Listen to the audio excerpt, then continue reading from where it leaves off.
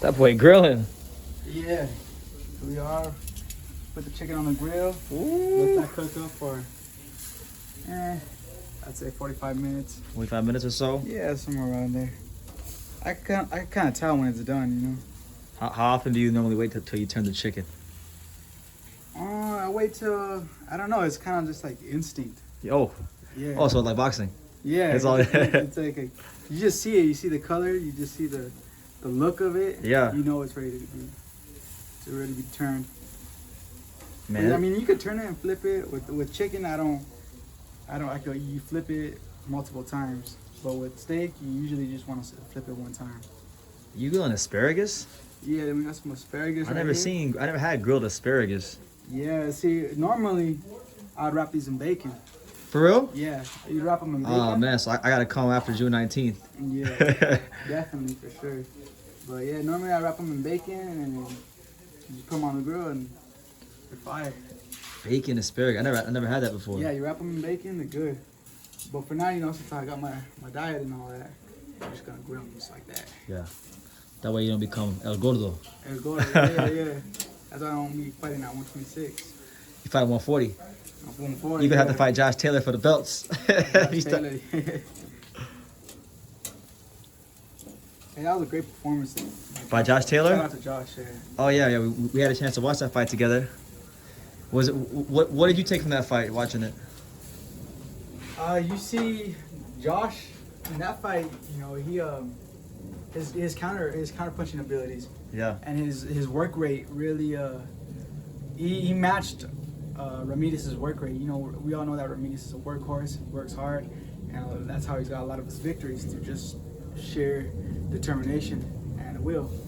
And Josh Taylor was able to match that and keep that pace, coupled with his counter punching abilities, was, you know, a perfect fight for him. Yeah. Masterful performance. Exactly.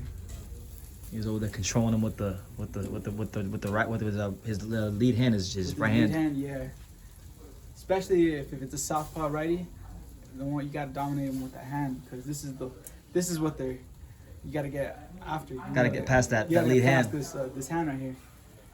So you know, Josh Taylor had the better jab, was able to control, set up shots, and I think he got the victory in impressive fashion.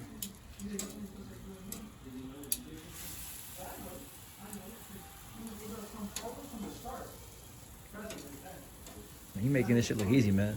Yeah. Trust me, it took Okay. a lot of burnt chicken. It took me a lot of burnt tries, undercooked chicken, but after a while, you know, you just get the hang of it like boxing. Hmm. This is why this is why all the girls flock to you, man, because of your cooking skills. Yeah, they like that. They like that, definitely. You know, he's so marketable. He's so marketable. For those of you, as an inside joke, we Angelo got, because we were saying like that that's a code word in boxing. Like whenever these networks try to say that a fighter, that they can fight is handsome, like Ryan Garcia or Joshua or Brandon Figueroa, they say, "Oh, he's so marketable." Yeah. So look, you guys are learning something new about Angelo Leo, man. Y'all thought he was just a quiet kid from Albuquerque, but little do you know, he can freaking do your whole family barbecue. Yeah, I'll be doing everything, you know, jack of all trades. You feel like maybe you as a person, your boxing skills are a reflection of you as a person? Because like I know you paint. We're gonna get you to Art Basel, see you paint in the near future. Now you're cooking, and you can fight, and you can do the Scarface impression. You're actually a pretty funny guy too, a little bit. So like you feel like maybe you have your boxing talent, your boxing style as well is kind of reflective of that, like who you are as a person, just like a well-rounded individual. I'd say that, you know, because I don't just stick to one thing. That's just like my mindset, you know. I don't usually stick to one thing. And with cooking, you know, I'm real versatile with cooking. I'll do anything, any types of food and all that. And the same thing with boxing, you know, like I could box, put pressure, counter punch, you name it, you know. I'm able to do it. I mean, that's just the way I am, I guess. Yeah, so yeah, you could say that. It reflects on me. Okay.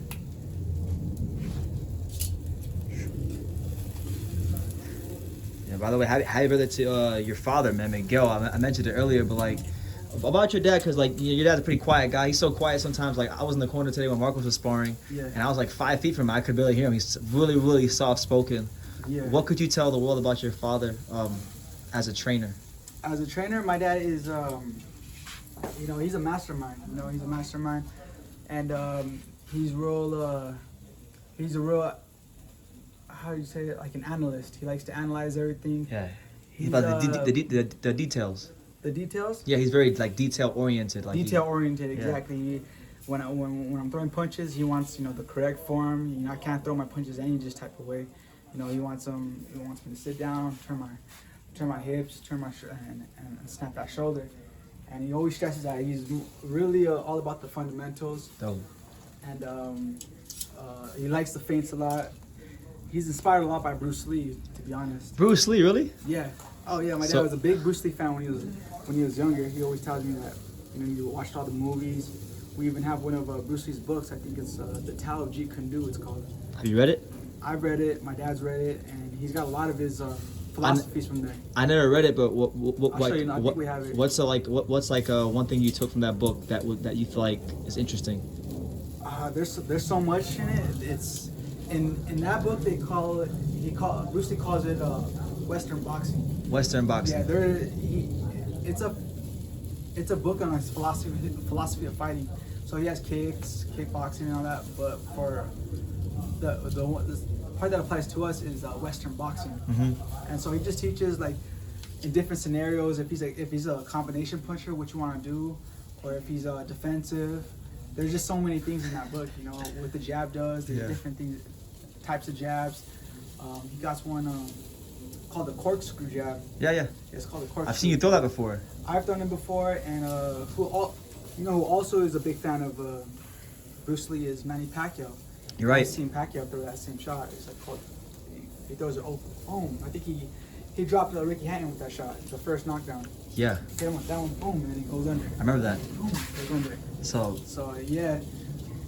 Back to the topic. My dad's a big fan of Bruce Lee, and my dad always watches a lot of film. He watches a lot of film on different boxers, and now with YouTube and all that, he's always.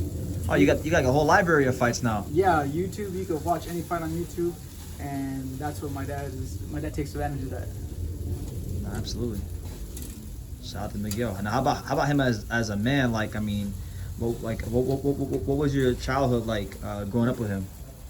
So my dad is he's real soft spoken, in public, but he could be a hard ass at times. I sense that. Yeah, he's a hard ass for sure.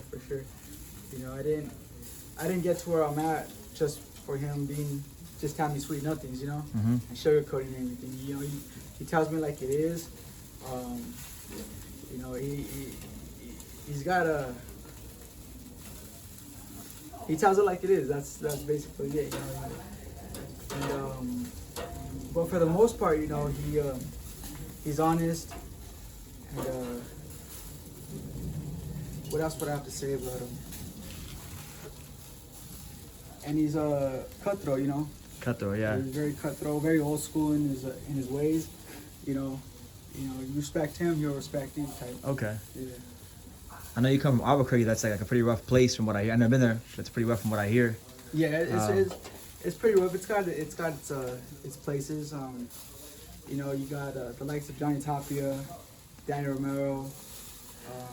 Johnny and I were just watching a documentary about those two, and they said they had to move the fight to Vegas because of all the gangs there. The gangs, yeah. Yeah. So, back in the 90s and the early 2000s, Albuquerque had a lot of gangs. I don't know about now. Now it's a little bit more. They still got their gangs, but not as much as back in the day. Yeah. And they had to move it to Thomas and Mack Center because. And then they had to get extra security. Extra security, yeah, because just Albuquerque is crazy like that. It's a small town. They want to be known.